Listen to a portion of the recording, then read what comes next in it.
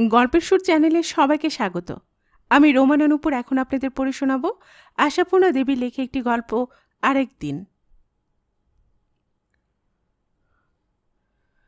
ওদের ভালোবাসাটা তা বলে এমন কিছু নোভেলি ভালোবাসা ছিল না। উভয় পরিবারের বন্ধুত্ব বন্ধনের সূত্রে, প্রায় পারিবারিক প্রথার মতোই। দুবারের ছেলে মেয়েদের মধ্যে ছেলেবেলা থেকে যে সহজ প্রীতির সম্বন্ধ গড়ে ওঠে সেটুকুই, তার বেশি নয়। এদের ছেলেরা ওদের ছাদে ঘুড়ি ওড়াতে গেলে অথবা ওদের ছেলেরা এদের উঠোনে মার্বেল খেলতে এলে কেউই যেমন দোষের বলে গণ্য করত না, তেমনি গণ্য করত না এবাড়ির অলকা ও বাড়ির অশোককে দুখানা রুমাল সেলাই করে দিলে, অথবা ও বাড়ির অশোক এবাড়ির অলকাকে একখানা বই প্রেজেন্ট করলে। শুধু এইটুকু সুযোগের অবসরে যতটুকু আর যেমন ভালোবাসা সৃষ্টি হওয়া সম্ভব। উপহারের বইতে খিদের চাহিদা মেটে না। অশোকের ডিউটি ছিল যেন তেন প্রকারে অলকাকে বই যোগান দেওয়া, কিন্তু বইয়ের পোকাকে বই জুগিয়ে কুলে উঠতে কে পারবে? অশোক বলে, তোর জন্য দেখছি আরও 2-4টে লাইব্রেরির মেম্বার হতে হবে। মাত্র 2টো লাইব্রেরির বইতে কুম্ভকর্ণের ক্ষুধা মেটা শক্ত। অলকা রেগে বলতো, কুম্ভকর্ণটর্ণ যা খুশি বলবে না অশোকদা, তাহলে আর তোমাদের বাড়ি জন্মে আসবো না। অশোক হেসে বলতো, না এসে পারবি? কেন পারবো না? বাড়িতে কালীসিংহীর মহাভারত আছে, তাই পড়ব বসে বসে। ভালো ভালো, অশোক কৌতুক হাসে মন্তব্য করত। খুব ভালো, ঈশ্বর তোকে সুমতি দিয়েছেন দেখে বড় আনন্দ হচ্ছে। সত্যিই তো, কেন মিথ্যে কতগুলো নোভেল নাটক পড়ে উচ্ছন্নে যাবি? পরিণীতা করে হতে হয়ে যাচ্ছিলি, এনেছিলাম, যাকগে ফেরত দিয়ে দেব। ব্যাস, আর রক্ষে থাকতো না। হই হই করে উঠত অলকা। ও মা গো, কি সাংঘাতিক ছেলে তুমি অশোকদা, এনে লুকিয়ে রেখেছ বলে বাড়াবাড়ি রকমের কাড়াকাড়ি শুরু করে দিত একেবারে। সম্ভব অসম্ভব এমন সব জায়গা তছনছ করে খুঁজত যে গুছিয়ে দিতে তাকেই আবার 1 ঘন্টা খাটতে হতো। এসব ঘটনা যে অভিভাবকদের অসাক্ষাতেই ঘটত এমনও নয়, কারণ তারা এতে কৌতুক উপভোগ করা ছাড়া সন্দেহের কিছু দেখতেন না। অবশ্য অসাক্ষাতেও যে একেবারে কিছুই ঘটানো হতো না তা নয়। ধরো সেই একটি দিনের কথা, বোধহয় সে একটা প্রথম বৈশাখের এলোমেলো বিকেল। অশোক শশব্যস্ত হয়ে এসে অলকার মাকে প্রশ্ন করে, অলকা কোথায় গেল মাসিমা? আহা, কালকে বেচারা অনেক খেটে খুঁটে এক গাদা বইয়ের এক লিস্ট করে দিয়ে এলো আমায়, আর আমি সেটি, বুঝলেন মাসিমা, সোজা পকেট শুদ্ধ ধোপার বাড়ি। উফ, শুনলে যা হাত পা আঁচড়াবে। গেল কোথায়? অলকার মা আক্ষেপের স্বরে উত্তর দেন, আর কোথায়? বিকেল হলে কি আর মেয়ের টিকি দেখবার জো আছে? সে ছাদে উঠে বসে আছে। অশোক বলল, মারটি করেছে, ছাতে এখন কে যাবে বাবা? থাক, ওর বই আর আসছে না, রেগে মরবে আর কি। অলকা, আয় অলকা। বলা বাহুল্য, অলকার কান অবধি পৌঁছায় না সে ডাক। অশোক বলে, তা এ সময় ছাদে উঠে বসে থাকবার ওর দরকারটাই বা কি? এই রান্না টান্না তরকারি কোটা সব আপনাকে একা করতে হয় তো? কাজ টাজ কিছু শেখান মেয়েকে। কাজ করবে অলকা, তাহলেই হয়েছে। সে সম্ভাবনাকে নস্যাৎ করে দিয়ে মেয়েকে ডাকাডাকি করেন অলকার মা। ও মুখ পোড়া মেয়ে, নামনা ছাদ থেকে। এই অশোক এসে দাঁড়িয়ে রয়েছে, কি লিস্টি ফিস্টি দিয়ে যাবি জানা? অলকা, কালা হয়ে বসে আছিস নাকি? অশোক বলে, আহা, ওরও দোষ নেই মাসিমা, ঠেলে খান 30-40 বইয়ের নাম লিখে দিয়ে দিব্যি নিশ্চিন্তে আছে। মনে জানে আসতে যা দেরি, দিনে 2খানা করে বই গেলে যে কি করে। অলকার মা বলেন, যোগান পেলে আর গিলবে না কেন? তোকেও যেমন ভূতে পেয়েছে বাবা। বলি, ও অলকা, রোষ তোর ছাদের টঙে উঠে নিশ্চিন্ত হয়ে বসে থাকা বার করছি আমি। অশোক বলে, আপনার ও ক্ষীণকণ্ঠ 3তলা অবধি পৌঁছাবে না মাসিমা, বৃথা চেষ্টা। বিনুনি ধরে হিড়হিড় করে টেনে না আনলে আর নামানো যাবে না। বিনুনি ধরে টানবার জন্যই অগত্যা উঠতে হয় ওকে ছাতে। অলকা অপ্রত্যাশিত খুশিতে চমকে গিয়ে বলে, ও মা, এ কি, তুমি হঠাৎ ছাতে যে? কি করব? অশোক গম্ভীরভাবে বলে, আমাকে যে ভূতে পেয়েছে। ও আবার কি কথা? অলকা বলে, যা তা বলছো কেন? মাসিমা তো তাই বললেন। ঠিকই বলেছেন, বুদ্ধি আছে, দৃষ্টি আছে, তাই বলেছেন। তবে হিসেবে একটু ভুল করে ফেলেছেন। ভূত নয়, পেতনি। যা বলে চঞ্চল হয়ে উঠে দাঁড়ায় অলকা। এই নিতান্ত সহজ সামান্য পরিহাসেও কেমন যেন ভয় ভয় করে ওর। অশোকের মুখের কথার সঙ্গে চোখও যে কথা কইতে চাইছে। চোখের ভাষাকে বড় ভয়। ও সামান্যকে একদণ্ডে অসামান্য করে তুলতে পারে, তাই না চোখকে এড়াতে অকারণ এত মুখের কথার সৃষ্টি করা। কথাই হচ্ছে আশ্রয়। তা ভয় অশোকেরও ছিল বই কি। তা নইলে অমন বলি বলি চোখ কিছু না বলেই থেমে থাকে। ছাদে মাদুর পেতে বসে, আর কিছু নয়, বই পড়ছিল অলকা। হঠাৎ উঠে দাঁড়াতেই কোল থেকে পড়ে গেল বইটা, রবীন্দ্রনাথের চয়নিকা। কি পড়া হচ্ছিল কি? ইস, কাব্যি! কুড়িয়ে নিয়ে মাঝখান থেকে একটা কবিতা খুলে ধরে অবজ্ঞার সুরে বলে, পড়লে হয় না শুধু বোকার মতো, মানে বুঝতে পারিস কিছু? কেন পারব না? খুব পারি। ভগবান একা তোমাকে সব বুদ্ধিগুলো দিয়ে দিয়েছেন নাকি? আমার তো তাই ধারণা। পারিস যদি তো পড় এটা। পড়ে মানে বল, দেখি কেমন বোধ শক্তি। খোলা পাতাটার দিকে চেয়ে অলকার মুখটা লাল হয়ে ওঠে। কথা বলার শক্তি বড় বিশেষ থাকে না। কই, কি হলো? পড়তে পারলি না? সত্যি কি পণ্ডিত! পড়তেই পারে না, আবার মানে বোঝার গুমর। দিনে দুখানা বই শেষ করার রহস্য এবার বুঝেছি। শুধু চোখ বোলাস, এই তো। শুনবি তবে? শোন, মানে বুঝিয়ে দিচ্ছি। কবি বলেছেন, তোমার এই যেন ভালোবাসিয়াছি শতরূপে শতবার, যুগে যুগে অনিবার, চিরকালে ধরে। শেষ পর্যন্ত মানে বোঝাবার জন্য দাঁড়িয়ে শোনার সাহস অলকার অন্তত ছিল না। বেচারা 14 বছরের অলকা ছুটে পালিয়ে গেল নিচে। না, 14 বছরের নায়িকা শুনে হাসবার কিছু নেই। ঘটনাটা এ যুগের নয়, সে যুগের। তখনও 13 বছরের ললিতা সগৌরবে আঁচলে চাবির গোছা বেঁধে পাঠকের চিত্ত জয় করে বেড়াচ্ছে। অবশ্য এমন সুযোগ সুবিধে বড় বেশি পাওয়া যেত না।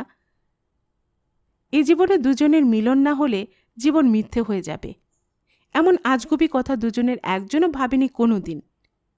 দুজনে দুজনের বিরহে সারা জীবন ব্যর্থ দীর্ঘ নিঃশ্বাস ফেলছে, এমন ডাহা মিছে কথা গল্প লেখকেরও লিখতে বাধবে।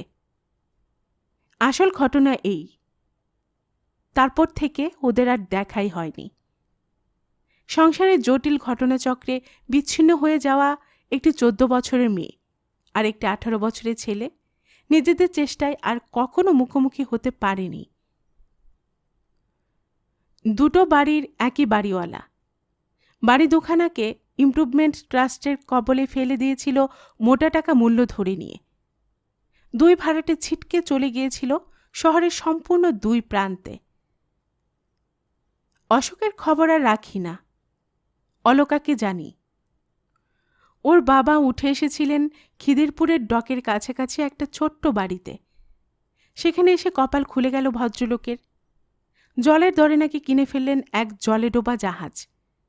শেষ পর্যন্ত জলে জল বাঁধল। বাড়ি করলেন, গাড়ি করলেন, মেয়ের ঘটা করে বিয়ে দিলেন। বিয়ের রাত্রে ওরা এলো দমদম থেকে নেমন্তন্ন খেতে। শুধু অশোকের আশা হলো না, তার তখন নাকি সামনে বিয়ে এক্সামিন। নেমন্তন্ন খাওয়ার মতো বাজে কাজে সময় নষ্ট করার সময় কোথায়? 24 ঘন্টা তো পড়ছে ঘরে খিল দিয়ে। বিয়ের দিন নিশ্চয় অশোকদার সঙ্গে দেখা হবে। এমনি একটা সহজ আশার আলোয় মনের আকাশ উজ্জ্বল হয়েছিল অলকার বিয়ের দিন পর্যন্ত। অশোকদার সঙ্গে দেখা হলো না। এই নৈরাশ্যের মেঘ নিয়ে দাম্পত্য জীবনের শুরু। সুন্দর স্বভাব স্বামী, স্নেহে প্রেমে ক্ষমায় মহান, হাসি খুশি চঞ্চল, সদ্য উন্মেষিত কিশোরী হৃদয় দ্বিধাগ্রস্ত হবার অবকাশই পেল না। সুখে সৌভাগ্যে আলোকিত হয়ে উঠল সে জীবন। শুধু নীল আকাশের কোণে একখণ্ড হালকা মেঘের মতো লেগে রইল ওই নৈরাশ্যের মেঘটুকু। বছরের পর বছর কাটে, কৈশোর ভরে ওঠে যৌবনের উজ্জ্বলতায়। যৌবন শান্ত হয়ে আসে অনিবার্য পরিণতির গাম্ভীর্যে। আজকের 40 বছরের বিজ্ঞ অলকার মধ্যে 14 বছরে সেই বুদ্ধিহীন মেয়েটাকে আবিষ্কার করতে যাওয়া পাগলামি। ওর নামটা যে অলকা, ও কথাও আর সহজে মনে পড়ে না। ওর নিজেরও নয়, নামের দরকারই বা কবে পড়েছে। তবু রয়ে গেছে একটা হাস্যকর পাগলামি, দীর্ঘকালের অর্থহীন অভ্যেস। সময়ে অসময়ে অকারণে একবার মনে করা, আর কখনো দেখা হলো না। কিন্তু এও এক অদ্ভুত। ভাবলে কি যে আশ্চর্য লাগে অলকার, এ সুদীর্ঘ কালের মধ্যে দৈবাৎ কখনো কোনো দিনও কি দেখা হয়ে যেতে নেই? ভাষা জগতে তাহলে অপ্রত্যাশিত, আকস্মিক, সহসা এসব শব্দগুলো আছে কেন? সহসা দেখা হয়েও কি যায় না কারোর সঙ্গে?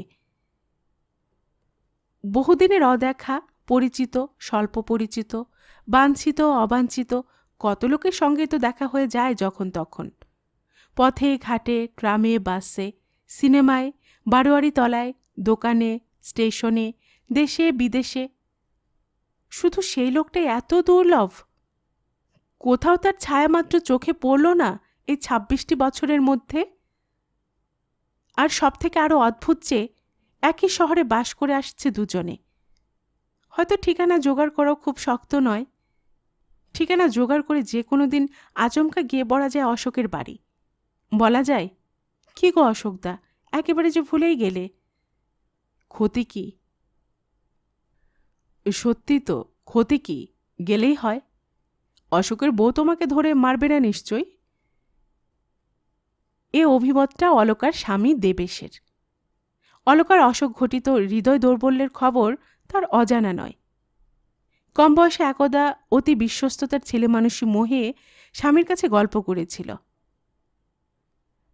অলকার প্রথম প্রেমের রঙিন কাহিনী। আক্ষেপ করেছিল, আশ্চর্য, আর কখনো দেখা হলো না। এখনো মাঝে মাঝে কথা উঠলে বলে, যাই বলো বাপু, আরেকবার দেখা হওয়ার ইচ্ছে আমার এখনো খুব আছে। তা কথাটা ওঠে যখন তখন। কৌতুকপ্রিয় দেবেশ ইচ্ছে করে ওঠায় অলকাকে রাগাতে। অশোকদা নামটা দেবেশের কাছে যেন প্রচলিত প্রবাদ, বারবার চলে আসছে। কখনো জালনায় কি বারান্দায় একটু বেশিক্ষণ যদি দাঁড়িয়ে থাকতে দেখল অলকাকে, অমনি বলবে, কি গো, রাস্তায় অশোকদা নাকি? বাতায়ন পানে দু আঁখি তুলিয়া। অলকা রাগ দেখিয়ে উত্তর দেয়, হ্যাঁ তাই তো, রোজ এ সময় সে এসে ঠায় রোদ্দুরে ফুটপাথে দাঁড়িয়ে থাকে যে, তাই বিগলিত করুণায় একবার করে দর্শন দেই। পথে ঘাটে, বাসে, ট্রামে যেখানে সেখানে অলকাকে খ্যাপানো এক মজা দেবেশের। কথায় অবশ্য এটা উঠতে পারে না অলকাকে, তবু বলতে ছাড়ে না। ওদের এই স্বচ্ছন্দ দাম্পত্য জীবনের মধ্যে অশোকের একটা স্থান আছে, বিশিষ্টও আছে, অপরিহার্যও নয়, তবু আছে। ভাতের সঙ্গে থালার আগায় নুনের মতো, পানের সঙ্গে ডিবের কানায় চুনের মতো। আছে শুধু আলাপ আলোচনার স্বাদে আর একটু আস্বাদ দিতে। যতটুকু প্রয়োজন তার বেশি খানিকটা ব্যবহার করে ফেলবার মতো স্পষ্টভাবে নেই। হয়তো ট্রামে চেপে যাচ্ছে অলকা আলিপুরে ননদের বাড়ি বেড়াতে, হয়তো ওদিকে গাড়ির ভিড় একটু পাতলা হয়ে গেছে। দেবেশ হঠাৎ নিম্ন স্বরে বলে বসে, দেখো দেখো, ওপাশের ওই ভদ্রলোকটি তোমার অশোকদা নয় তো? সেই থেকে দেখছি হাঁ করে তাকিয়ে আছে তোমার দিকে। অলকা চমকে তাকায়, বুকের মধ্যে ছলাৎ করে ওঠে একটা আশার ঢেউ। তারপর মুখ ফিরিয়ে নিয়ে ভ্রু কুঁচকে বলে, কথাবার্তা একটু সভ্য হতে শেখো দেখি। বেশ, মজা মন্দ নয়। আমি হলাম অসভ্য, আর ওই ব্যক্তিটি যে সেই স্তক তোমার মুখ থেকে চোখ ফেরাতে পারছে না, তার কি? আমি ভাবলাম হয়তো বা তোমার সে, তা নইলে কেন এমন করে চেয়ে থাকবে? অলকা হাসি চাপা মুখ গম্ভীর করে বলে, আমি পথে বেরোলে হাঁ করে চেয়ে থাকা ছাড়া উপায় থাকে না যে লোকের। সভ্যতা বজায় রাখে কি করে? তা বলে আমার সে অমন নয়। এতদিনে যে সে কি হয়ে উঠেছে জানো তুমি? থামো তুমি, মেলা বকবক করো না, লোকটা তাকাচ্ছে। বারোয়ারি তলায় কি কোনো কিছুর মেলায় হয়তো ভিড়ের ঠেলায় একটু চোখ ছেঁড়া হয়ে গেছে অলকা। দেবেশ এগিয়ে গেছে সামনে, হয়তো পড়ে আছে পেছনে। দুজনে খুঁজছে দুজনকে। দেখা হতে দেবেশ স্বচ্ছন্দে বলে বসল, ওফ, রক্ষে পাই। ভাবলাম হয়তোবা মেলার ভিড়ে হঠাৎ হারানো প্রথম প্রেমকে খুঁজে পেয়ে আমাকে ভুলে শটকালে তার সঙ্গে। অলকা উত্তর দেয়, চমৎকার, কল্পনা শক্তি কি প্রখর। আমার প্রথম প্রেমকে আমি যদি বা ভুলে নিশ্চিন্তে থাকি, তুমি আর ভুলতে পারলে না দেখছি। কি করে পারবো? দেবেশ কপট দীর্ঘশ্বাস ফেলে।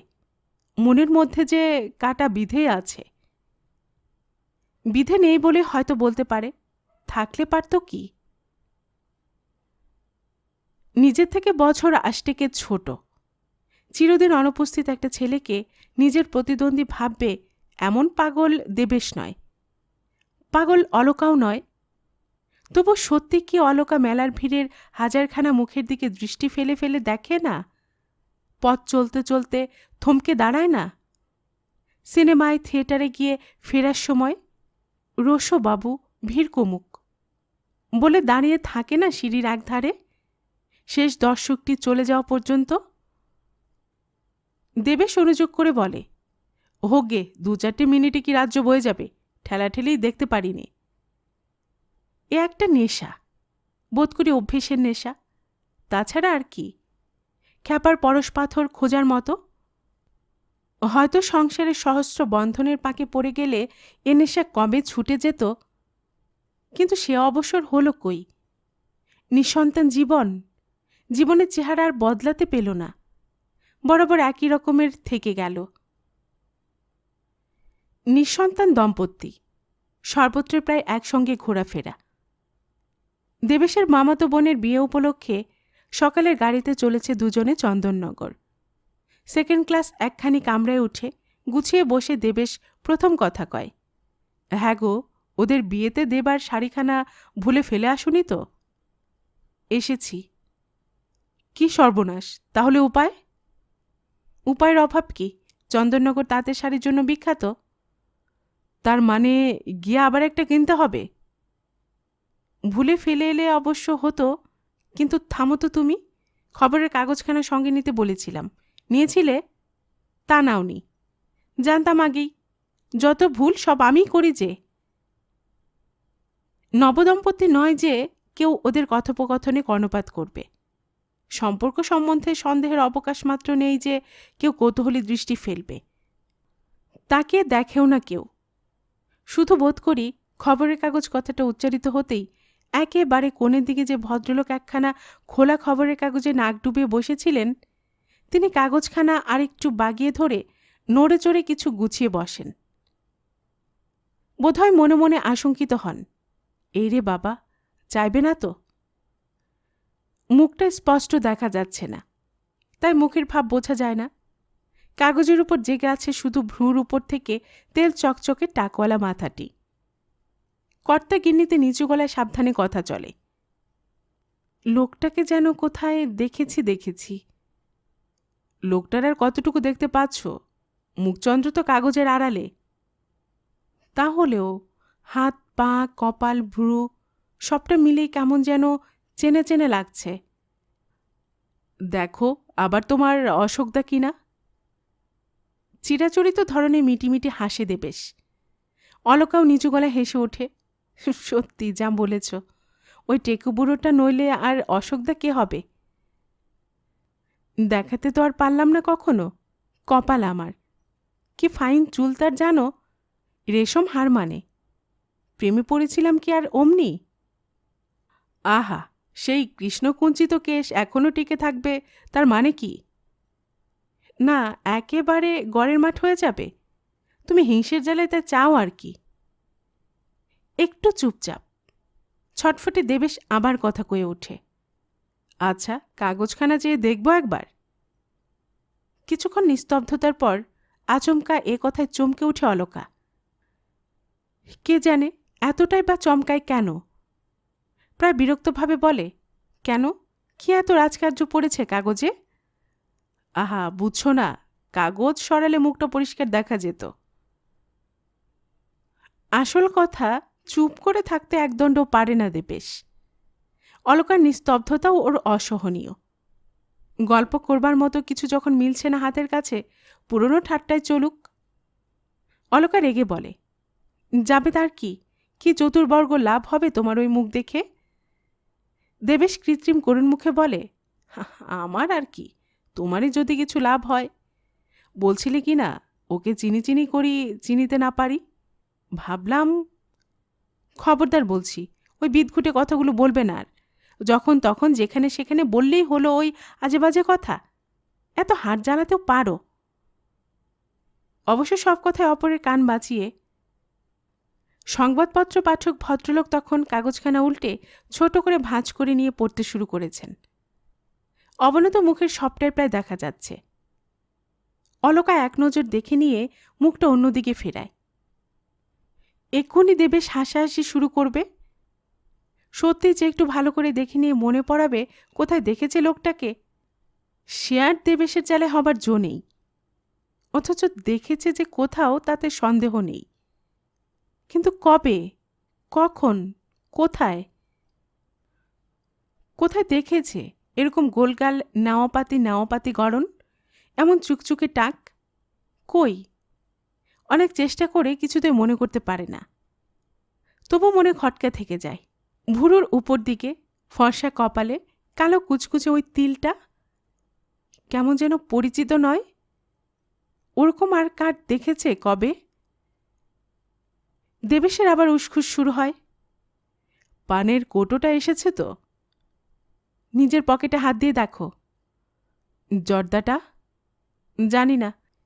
নিজের জিনিস নিজে ঠিক করে আনতে পারো না? উফ, একেবারে যেন মিলিটারি। হলো কি? দেখো, তুমি আমার কথা শুনলে না।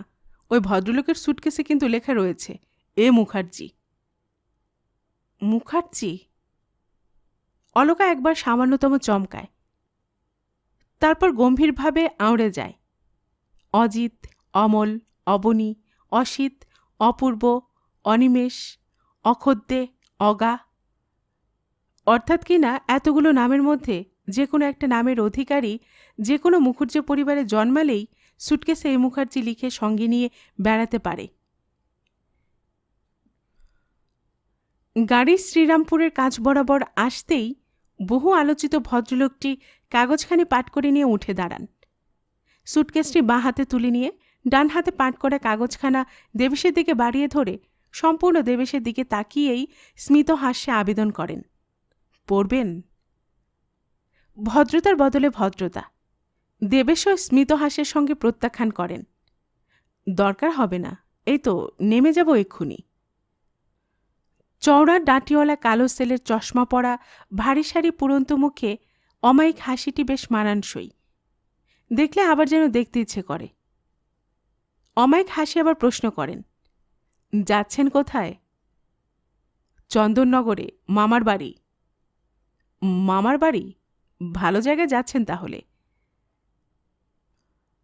সহসা অন্ধকার যবনিকের গায়ে আছড়ে এসে পড়ল হঠাৎ জানলা খুলে দেওয়া আলোর ঝলক। বিস্মৃতির পর্দায় স্মৃতির বিদ্যুৎ রেখা। না, সন্দেহের অবকাশ নেই। অশোকী। ডান ভুরুর উপর কালো কুচকুচে তিলটি এখনো তেমনি নির্ভুল, স্পষ্ট। একটি তিল কি তুচ্ছ? পুরনো মুখকে চিনিয়ে দেবার পক্ষে যথেষ্ট নয়। এই তিলটাকে অনবরত দেখতে পাচ্ছিল, তবু অশোককে চিনতে পারেনি অলকা। এতক্ষণ সামনাসামনি বসে থেকে পারেনি পরিষ্কার মুখোমুখি তাকিয়ে। অশোক পেরেছে। কিন্তু জগতে কার কি ক্ষতি হতো যদি অশোক অলকাকে চিনতে না পারত? অলকার সঙ্গে নিতান্ত স্থূল এই রসিকতাটুকু না করলে বা তার ভাগ্যবিধাতার কি এমন এসে যেত? অশোককে দিয়ে এই কথাটুকু না বলালে কি চলছিল না তার? কে, অলকা নাকি? অশোকদা?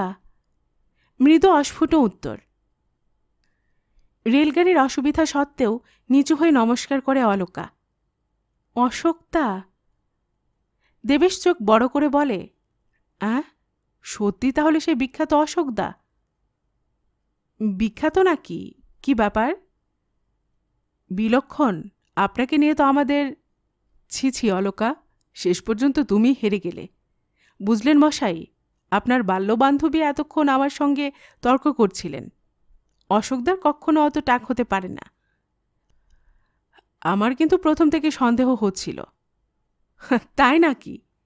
হাহা করে হেসে ওঠেন ভদ্রলোক। আপনি তো আমাকে দেখেনইনি। দেবেশ অভ্যস্ত রসিকতার ভঙ্গিতে বলতে যাচ্ছিল। দেখিনি শুধু, বাঁশি শুনেছি। কিন্তু বলা হলো না। গাড়ির বাঁশি বেজে উঠল। ট্রেন শ্রীরামপুর স্টেশনে ইন করেছে। মাত্র 1 মিনিটের স্টপেজ। গাড়ি থামার সঙ্গে সঙ্গে ভদ্রলোক নড়ে ওঠেন। তাড়াতাড়ি 2 হাত জোর করে বলেন, নমস্কার। এসে গেল আমার গন্তব্যস্থল। আপনার সঙ্গে দেখা হয়ে খুব খুশি হলাম।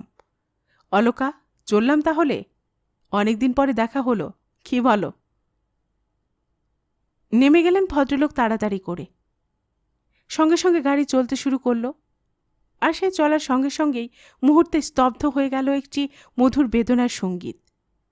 থেমে গেল একটি সুর। অভিনয়ের পেছনে আবহ সঙ্গীতের মতো অলকার জীবনে নেপথ্যে ঝঙ্কৃত যে অনাহত মৃদু সুরটি তার সমগ্র জীবনকে গেঁথে রেখেছিল একটি সুষমার ছন্দে, চিরদিনের মতো থেমে গেল সে সুর, ভেঙে গেল সে ছন্দ। না, সে সুর আর বাজবে না, সে ছন্দ আর ফিরে আসবে না। আরেকবার দেখা হলো না বলে নিঃশ্বাস ফেলবার মধুর সুখটুকু গেল ফুরিয়ে। হয়তো আবার আরেকদিন দেখা হবে। এই আবেশময় আশাটুকুর হলো সমাধি। হায়, কি প্রয়োজন ছিল আর একবার দেখা হবার? কি ক্ষতি ছিল আরেকদিন দেখা না হলে? তবু মনের ভেতরটা কেউ কারো দেখতে পায় না এই রক্ষে। বিধাতা পুরুষের সমস্ত নিষ্ঠুরতা, সমস্ত অসৌজন্য ক্ষমা করে আসছে মানুষ বোধ করে শুধু এই এক অপরিসীম কৃতজ্ঞতায়। মনের ভেতরের খবরটা মানুষের নিজের হাতের মুঠোয়। তাই হাত বাড়িয়ে দেবেশের ওপাশ থেকে পানের কৌটোটা তুলে নিয়ে একটা পান বার করতে করতে অলকা বলে, এই ভুঁড়ি, ওই টাক, ছি ছি, চিনতে পারিনি বলে খুব তো লজ্জা দিলে। চেনবার কোনো উপায় রেখেছে? তা কি জানি। দেবেশ হাসে। আমি তো আর আগে দেখিনি। ও কি, পানটা ছিঁড়ছ যে ছেলে মানুষের মতো? খাবে না? না, শুকিয়ে গেছে। তা গেছে বই কি, নেহাতি শুকিয়ে গেছে। নইলে তুচ্ছ একটু কাজের ক্ষতি করে কিছুক্ষণের জন্য কি সহযাত্রী হওয়া যেত না? যাওয়া যেত না অলকার গন্তব্যস্থল পর্যন্ত? জরুরি কাজ? কাজ কত জরুরি হওয়া সম্ভব? গল্পের সুর চ্যানেলে এতক্ষণ আপনাদের পড়ে শোনাচ্ছিলাম আশাপূর্ণা দেবীর লেখে একটি গল্প, আরেক দিন। আর এতক্ষণ গল্প পাঠে আমি আপনাদের সাথে ছিলাম রোমানা নূপুর। আপনারা যারা গল্পের সুর চ্যানেলের গল্প নতুন শুনছেন, আপনাদের সুবিধার্থে একটি বিনীত অনুরোধ, যদি আপনারা আরও এমন গল্প শুনতে চান তবে নিচে লাল সাবস্ক্রাইব বাটনে একটি ক্লিক করে রাখুন ও একটি লাইক করে রাখুন। এতে এই চ্যানেলের ভিডিওগুলি খুঁজে পেতে আপনাদের সুবিধা হবে। আর পাশে থাকা ঘন্টা বাটনটিও চেপে রাখুন, যাতে নতুন কোনো গল্প দেওয়ার সাথে সাথেই আপনাদের কাছে নোটিফিকেশন চলে যায়। সবসময় সবাই খুব ভালো থাকুন, সুস্থ থাকুন, আনন্দে থাকুন, এই প্রার্থনা রইল।